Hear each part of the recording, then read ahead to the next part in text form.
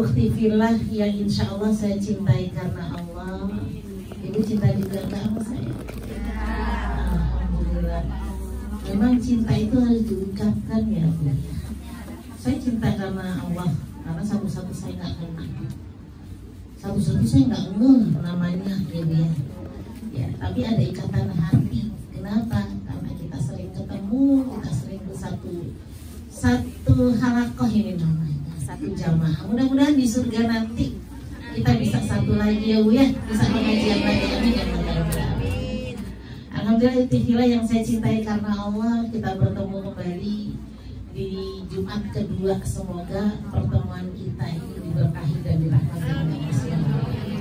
Salawat teriring salam semoga senantiasa terlimpahkan kepada contoh dan teladan kita baginda Nabi besar Muhammad Sallallahu Alaihi Wasallam, keluarga, sahabat dan kita umatnya, yang insya Allah ya Bu ya kita akan mendapatkan syafaat dari beliau di yaumil qiyamah. Amin ya Allah ya Rabbal alamin. Baik, saya ingin bahas tentang keutamaan silaturahmi. Masih muter-muter di silaturahmi ya. Di surat 8, di surat Al-Anfal ayatnya 1, fattaqullaha wa aslihu dzata bainakum. Bertakwalah kepada Allah dan sambung tali silaturahmi. Ya, jadi silaturahmi ini kerjaan orang-orang yang bertakwa. Berarti yang memutus silaturahmi ini kerjaan orang-orang yang diragukan ketakwaan. Cintanya kepada Allah diragukan. Ya. Kata Rasulullah, fattaqullaha wasilu arhamakum. Bertakwa kepada Allah, sambung tali silaturahmi. Bahkan dikatakan ancaman buat orang-orang yang memutus tali silaturahmi, la yadkhulul jannata qati'ur rahim. Tidak akan masuk surga orang-orang yang memutus tali silaturahmi. Ya, tidak akan masuk surga orang yang memutus tali silaturahmi. Baunya aja kagak dapet gitu ya. Jadi orang yang memutus tali silaturahmi jauh gak bisa masuk surga. Salah satunya apa sih keutamaan orang yang menyambung tali silaturahmi? Yang pertama adalah diampuni dosanya. Orang-orang yang menyambung tali silaturahmi akan diampuni oleh Allah dosa-dosa kita. Ya, dalam sebuah hadis saya bacakan, a'udzubillahi minasyaitonirrajim, bismillahirrahmanirrahim.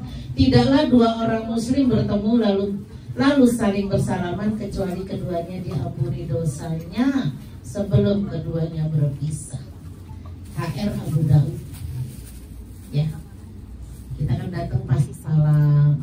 Salam sendiri itu doa. Masya Allah ya. Kita mengucap salam itu doa. Sudah doa senyum, ya enggak? Pastilah senyum. Masa ya? Assalamualaikum. Kagak enak dilihatnya. Ntar lama-lama sendal ya loncat ke kita itu ya. Senyum. Tabas muka fiwaji ahika sodako. Senyummu di hadapan saudaramu sedekah. Tuh, sudah didoai, ditambah sedekah, tambah salaman.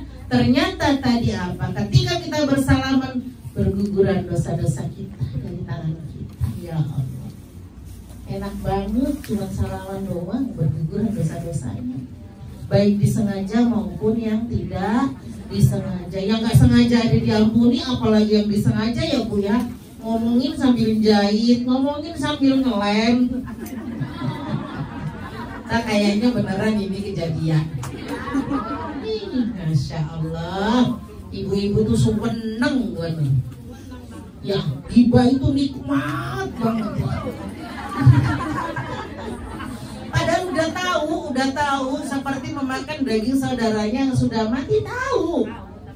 Tapi kok yo terus gitu. Ya Bu, enak banget. Dilanjut istighfar, dilanjut lagi istighfar. Gak berasa. Ya Bu ya, padahal enak sholawat ya Bu, atau zikir ya. Jadi itu Bu, jadi diampuni dosa-dosanya karena silaturahmi. Makanya jangan putus. Enak aja, aku kakak tahu.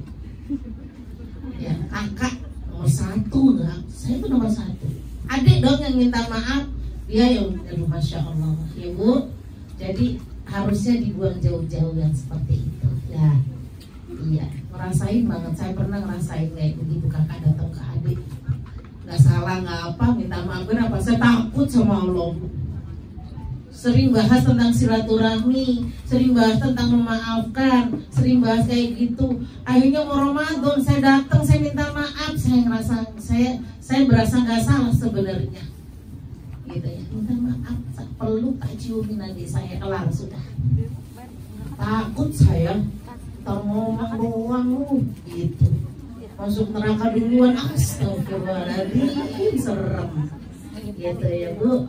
Sampai saya laporan ke Bapak, Pak sudah saya sambung tali silaturahmi. Nah itu ya Bu ya. Oke, yang kedua sekarang apa keutamaannya? Silaturahmi dapat menjadikan jalan menuju surga ya. Ya, saya bacakan hadisnya. Wahai manusia, tebarkanlah salam, berilah makan, sambunglah tali persaudaraan, sholatlah di malam hari ketika manusia terlelap tidur, niscaya kalian masuk surga dengan selamat. Tadi ada 4 amalan loh. Yang 3 itu hablum minannas, yang 1 hablum minallah. Ya, ternyata bisa membawa kita masuk ke surga. Apa salah satunya tadi? Tebarkan salam. Cuman salam doang. Ya, kan gak enak kalau selamat pagi, gak enak banget ya Bu ya. Kalau datang assalamualaikum, lah aku gak dijawab. Tuh kan enak. Ya, tebarkan salam. Ya Bu. Yang kedua apa? Beri makan. Siapa yang diberi makan? Fakir miskin. Dilirik-lirik Bu. Kalau anak yatim semuanya tahu. Tapi kalau fakir miskin ini yang kadang-kadang kelewat. Apalagi mereka menjaga diri dari meminta-minta, ya kan? Mereka nggak mau, mereka menjaga kehormatannya. Ini yang harusnya kita lihat. Silaturahmi, bawa tentengan, beras lah 3 liter misalkan, kan lumayan menyelamatkan 3 hari kalau sehari seliter gitu ya.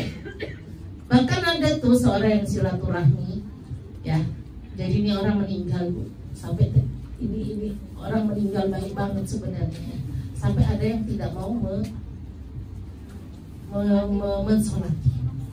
Dia datang ke pengajuan, kamu berapa orang saya bayar malam ini pulang? Gak dia tidurin, enggak. Kamu saya bayar semalam ini, kamu pulang. Kan nyelamatin tuh semalaman gak berbuat zina. Dia beli miras, apa minuman keras ya. Gak dia minum. Dia beli, dia buang. Menyelamatkan orang-orang. Jadi yang nggak tahu, nggak ngerti, dikirain dia sering datang ke pelacuran, dia sering beli miras dan lain sebagainya. Nggak pantas dia disolatkan. Ya ternyata diluruskan, ada seseorang yang melihat, yang tahu perbuatannya, Masya Allah. Silaturahmi, dan itu berat banget tuh. Ya, dakwah di tempat-tempat orang yang seperti itu berat. Ya, kalau dakwah ini baik-baik semua mah gampang. Ya enggak, pengajar di masjid ya kan, di sini gitu, di aula dan lain sebagainya. Memang kumpulan orang-orang yang baik. Ya, tadi yang kedua memberi makan, yang ketiga sambung tali silaturahmi. Ya, dan yang keempat ternyata apa? Sholat malam. Ayo, yang semalam sholat tahajud. Ada yang 4 salam. Ada yang 4 salam, ada yang 3 salam. Iya, 3 salam ya, 2 salam, 1 salam banyak banget kalau 1 salam. Ya, Bu, ternyata kita setiap hari itu Isra dan Mi'raj. Isra perjalanan dari Masjidil Haram ke Masjidil Aqsa, Mi'raj dari Masjidil Aqsa ke Sidratul Muntaha. Artinya apa? Hablum minannas, hablum minallah. Dan setiap hari ibu-ibu semuanya di sini janji sama Allah memberikan keselamatan pada sekitarnya dengan salam ketika habis sholat, ya kan? Salam ke kanan, salam ke kiri, kita memberikan keselamatan. Tuh udah pada janji. Makanya nih hati-hati dengan ini nih, tajam, setajam silet. Ya, ini tajam mulut ini, masya Allah, gitu ya. Jadi itu ya. Jadi hablum minallah harus setiba, terutama hablum minannas karena waktunya lebih panjang. Di sini 8 jam, berarti hablum minannas dengan teman-teman di sini. Ya. Oke. Yang selanjutnya apa? Keutamaan menjaga tali silaturahmi, dilapangkan rizki dan dipanjangkan umurnya. Ini sering banget bahas. Ya. Dilapangkan rizki ya iyalah. Ya. Orang jualan, dagang itu pasti pakai marketing. Ya kan? Entah WA, entah apa. Saya kemarin lihat itu ada yang jualan minyak wangi. Gak di sini kayaknya, lagi di luar. Ya, mau dong kata saya gitu. Itu apa? Marketing, silaturahmi. Ya, kalau memang percaya bahwa rizki Allah itu pasti turun, coba aja jualan, gak usah marketing. Ya, pulang-pulang jualan nasi uduk, ditutup pintunya, gak usah ngomong-ngomong. Kira-kira ada yang beli enggak? Kan rizki datangnya dari Allah. Ya tetap ikhtiar toh ya, ya. Enak amat kalau kubrak jatuh. Ya nggak usah kerja semuanya. Ya saya juga mau tuh dikir di doa langsung bluk gitu ya. Masya Allah, bisa saya tinggal nganggur itu nanti. Kaget langsung sekarung gitu. Ya jadi itu lapang rezeki karena silaturahmi. Dipanjangkan umurnya, iya. Allah umur kan udah diukur sama Allah, kan kita nggak tahu ada kodok ada kodar. Itu masih kodok, masih dicatatkan. Orang-orang yang meninggal itu udah takdir, udah kodarnya udah turun. Kita kan nggak tahu. Ya, ibu boleh duluin saya juga nggak apa-apa. Kita nggak tahu, kita nggak bisa jamin nih nanti jam 3 masih hidup apa enggak. Tapi pada berani loh. Sudah tahu calon mati semuanya, pada berani. Ya kan? Masih ngomongin orang, masih julid, masih ini, masih itu. Padahal kita calon mati semuanya. Kenapa kita calon mati? Karena kita yang bernyawa. Ya, kita punya nyawa pasti akan mati, tinggal nunggu giliran. Ya Mbak ya, berasa ya ditinggal ya. Tuh, masih muda, tuaan saya. Ya kan? Itu ya.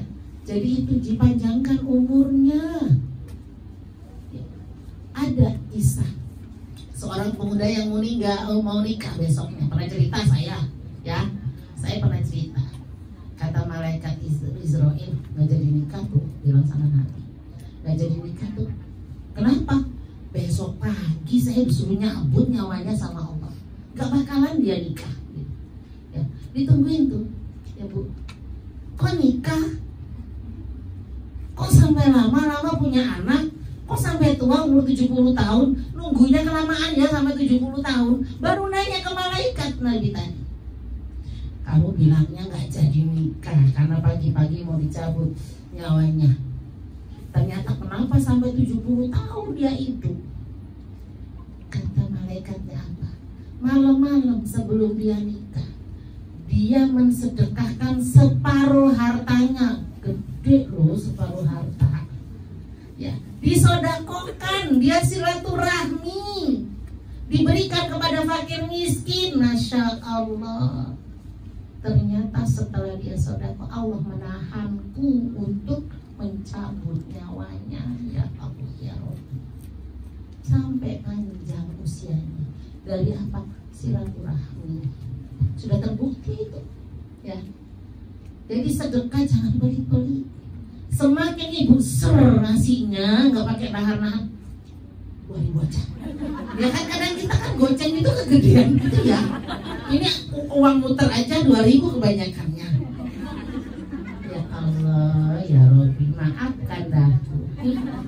Ya, itu Allah itu juga bakalan disesuaiin ngasihnya.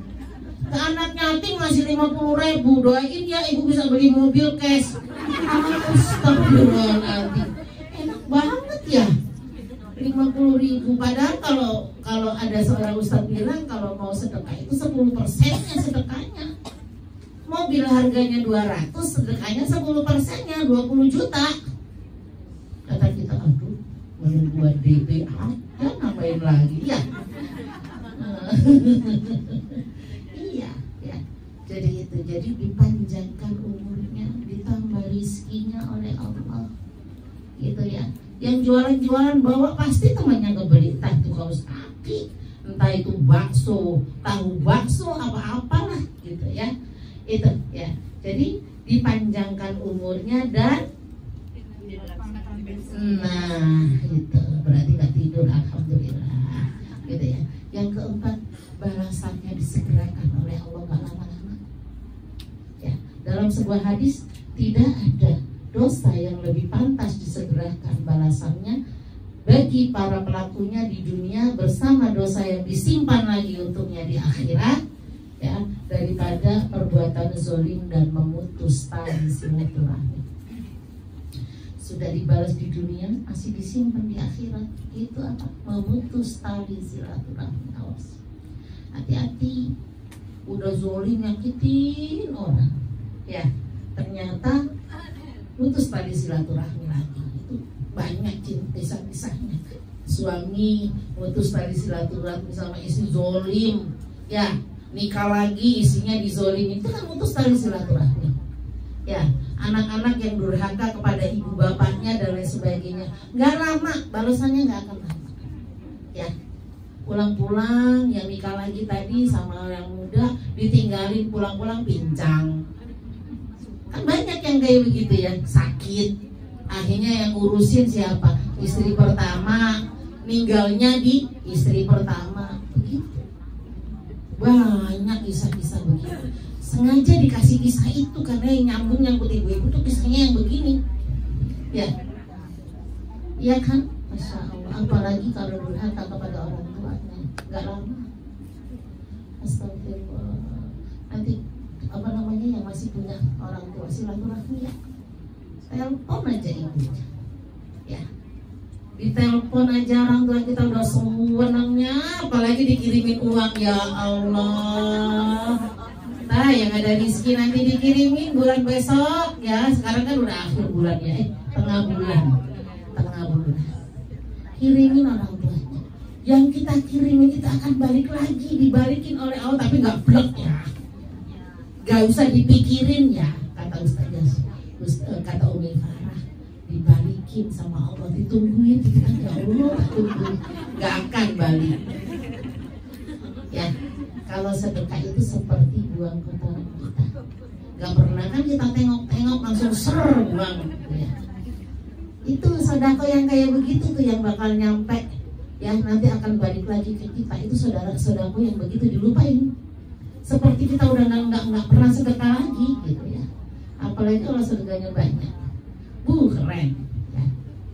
Abdullah bin Mas'ud itu pernah ya bertanya kepada Rasulullah, ya Rasul, orang yang masuk surga itu siapa yang duluan masuk surga? Kata Rasulullah, yang duluan masuk surga itu orang yang miskin. Wih, aku mau miskin aja lah gitu. Dia orang kaya pengen miskin, ya. Orang kaya pengen miskin, aku mau miskin aja lah biar aku bisa masuk surga duluan. Ya, saat itu dia caranya apa? Di sana itu kurma itu lagi nggak laku. Banyak banget petani-petani yang sangat rugi karena kurmanya pada busuk. Abdullah bin Mas'ud beli kurma busuk, semua hartanya dikeluarin. Satu Madinah saat itu apa di Makkah ya, pokoknya di satu kota itu di Madinah kayaknya ya. Dibeli semuanya kurma-kurma busuk sama dia. Alhamdulillah, aku udah miskin. Aku udah gak punya uang, seluruh hartanya buat beli kurma busuk. Ternyata apa? Dibalikin sama Allah. Itu sedekahnya dia kan nyelamatin petani-petani di situ. Ternyata apa? Di Yaman ada penyakit yang sembuhnya dengan kurma busuk.